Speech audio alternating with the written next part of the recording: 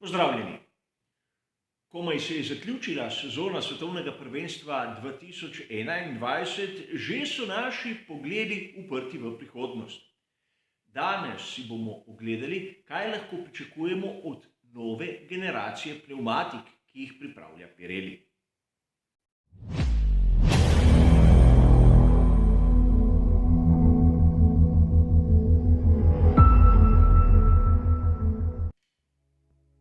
Po končani sezoni so imele ekipe možnost testiranja nove tipologije pnevmatik, prav tako v Abu Dhabiju.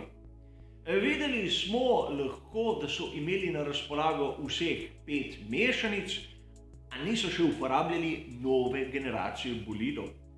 Uporabljali so tako imenovane mule, starejše modele, ki jih po pravilniku lahko predelajo tudi za take primerjave. Mario Isola je po končanih testiranjih podal izjavo, ki nam je podala kar nekaj zanimivih podatkov. Najprej se je ustavil pri tlaku v sami pnevmatiki. Ta bo bistveno nižji od tistega, katerega smo bili vajeni v naprimer letošnji sezoni oziroma na pnevmatikah, ki so uporabljala 13-palčna platišča. Mario Isola ni hotel biti konkreten, da ne bi izdal preveč podatkov, a ocenjuje, da bomo v naslednji sezoni videli tlake, ki bodo med 4 in 5 funtov na kvadratni palec nižje od tistih, ki smo jih gledali letos. Marsikoga izmed vas moti ta enota, funt na kvadratni palec, PSI, pound on square inch. Vkolikor pretvorimo to imperialno enoto v bare, bomo videli, zakaj je bistveno bolj udobno ga uporabljati. 1 funt na kvadratni palec je približno zaokroženo 7 bara. V Formuli 1 se tlak v pnevmatikah nekako zvišuje ali zmanjšuje po pol funta na kvadratni palec. In seveda bistveno bolj enostavno je uporabljati to enoto, ki je tudi uradna v vseh dokumentih, kot razlagati nekomu, da so dvignili ali spustili tlak v pnevmatikah za 35 tisočink bara. Seveda v primerjavi z našim vsakdanjim življenjem je to irelevantno, a v Formuli 1 šteje. V Abu Dhabiju smo lahko videli bolide, ki so imeli tlak v pnevmatikah tudi okrog 17,5 funtov na kvadratni palec, kar je izjemno nizko za 13-palčne pnevmatike, za novo generacijo pa nekaj, kar zgleda, da bo normalno. In na to se bomo morali privaditi. Mario Isola je tudi dejal, da tu so ekipe seveda imele na razpolago vseh 5 mešanic. Te se ne bodo spreminjale, a to tudi pomeni implicitno, da delovna temperatura bo ostala ista in seveda zopet bo prišla v poštev znana tabela, ki je stara že kar nekaj let. Kar se tiče mešanic, ni bilo sprememb in izgleda, da jih tudi ne bo. Nov tip pnevmatik ne bo prinesel samo drugačnega izgleda bolidov, tudi obnašanje bo čisto nekaj drugega. V tem, da pnevmatika ne bo več nek element, ki bo amortiziral nepravilnosti same podlage, smo že govorili in Mario Isola se ni dotaknil te teme, ampak povedal je nekaj drugega, kar je tudi zanimivo. Opazili so, da z novim tipom pnevmatik so imeli bolidi težavo z uravnoteženjem. Opazili so, da prednji par koles je kar naenkrat izgubil oprijem. In to ne zaradi kakšne napačne nastavitve ali napake, temveč zaradi zanimivega pojava. Kolikor pogledamo bolid Formule 1 in si predstavljamo, da ima zadnji pogonski par koles ogromno oprijema, se lahko zgodi, da kljub temu, da obrne voznik volan, gre bolid dobesedno naprej. in prihaja do zdrsa na prednji osi, understeeringa, kar pa se da v tem primeru izjemno enostavno popraviti, ali s tlakom ali s kotom določenih pneumatik. Namreč, koliko bi se znižalo tlak na prednjih pneumatikah, bile te malce manj toge, imele bi večji oprijem na asfalti in takoj bi izboljšali ta položaj. Kar je še bolj zanimivo, kar smo videli na samih testiranjih oziroma razbrali, je naslednje. Nov tip pneumatik naj bi se bistveno težje pregreval.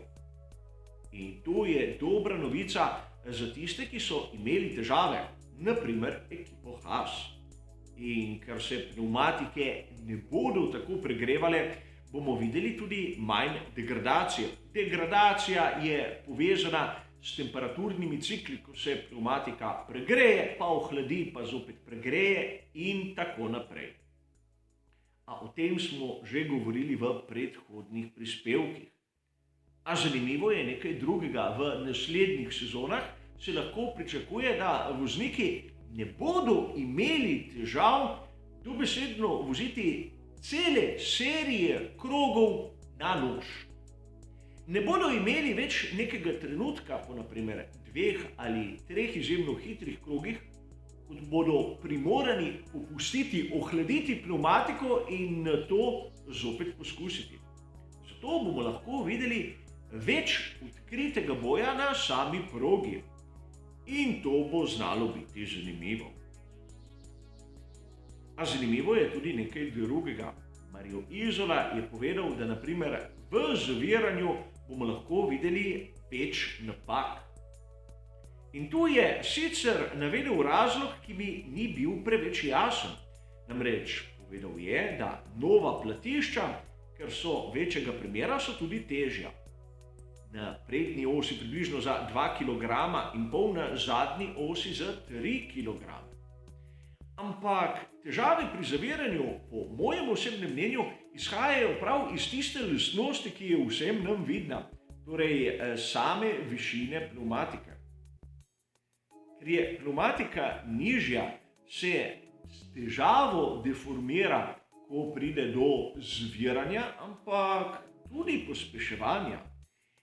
Nima tistega amortizacijskega momenta, ko se letišče zvrti za delček kroga, tekalna površina pa ostane trdna na asfaltu. In seveda to je pri pospeševanju, izpeljevanju, pri zaviranju seveda obraten pojav. A zaradi tega bomo lahko videli v naslednji sezoni, kako se bodo morebitne napake voznikov potencirale. Videli bomo bistveno več težav, ki jih bodo imeli, ko bodo iskali limit. In to je zanimivo za nas. Zanimivo je še nekaj drugega. Nova tipologija platišč zahteva tudi novo tipologijo zavornih košar. Zavorne košare pri novi generaciji bodo bile bistvenega pomena predvsem zaradi temperature samih pneumatik. Namreč temperatura iz zavor se lahko prenese na platišče in nato iz platišča na pneumatike. Videli smo ogromno ekip, da so imeli praktično tisto staro generacijo tega elementa, zato podatki še zdaleč niso dokončni. Tudi ta pokrov na zadnjem paru koles v tem trenutku še ni prišel do izraza, kajti kako bo krožil zrak, še zdaleč ni jasno oziroma še zdaleč ni dokončno. Kar je jasno, je pa nekaj drugega. Grelne blazine v naslednji sezoni bodo delovale na bistveno nižjih temperaturah. Spredaj in zadaj bodo lahko maksimalno dosegle 70 stopinj Celzija. V primerjavi z letos bomo videli kar visok padec. Naprimer, letos na prednjem paru koles imajo lahko maksimalno temperaturo 100 stopinj Celzija, zadaj pa 80 stopinj Celzija.